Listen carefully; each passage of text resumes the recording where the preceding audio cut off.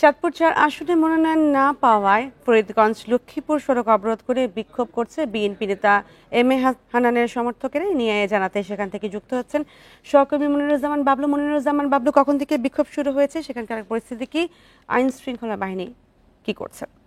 আমি এই মুহূর্তে রয়েছি চাঁদপুর ফরিদগঞ্জ লক্ষ্মীপুর সড়কে। এখানে মনোনয়ন পছন্দের প্রার্থীকে মনোনয়ন না দেওয়ায় সমর্থকরা সকাল থেকে বিক্ষোভ করছেন। আমরা দেখেছি সড়কে টায়ার জ্বালিয়ে তারা বিক্ষোভ মিছিল করছে। আমি যদি দেখাই এই মুহূর্তে এখানে যে নেতা কর্মীরা রয়েছেন তারা কিন্তু এখানে বিএনপি, যুবদল এবং ছাত্র দল এবং মহিলা যে যারা রয়েছেন সকল অঙ্গ সংগঠনের নেতা কর্মীরা আন্দোলন করছেন। তাদের দাবি হলো এম এ হান্নান এখানে দীর্ঘ 17 বছর দলীয় নেতা কর্মীদেরকে তারা আগলে রেখেছেন এবং তাকে মনোনয়ন না দেয় তারা ক্ষুব্ধ।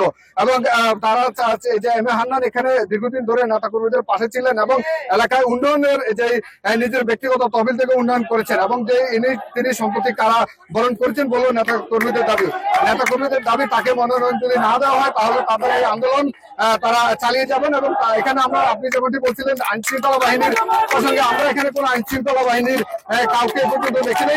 আমরা জানি যে গত রাতে যখন এখানে চাঁদপুরের মনোনয়ন ঘোষণা করা হয় তারপর থেকে কিন্তু রাত 2টা পর্যন্ত তারা বিভিন্ন জায়গায় বিক্ষোভ মিছিল করেছেন। আমরা জানি চাঁদপুর 1 আসনে মনোনয়ন দিচ্ছেন ন্যাশনাল মিলর এবং 2 আসনে দিচ্ছেন জালালউদ্দিন এবং 3 দিচ্ছেন শেখপুরে জামাত মানিক।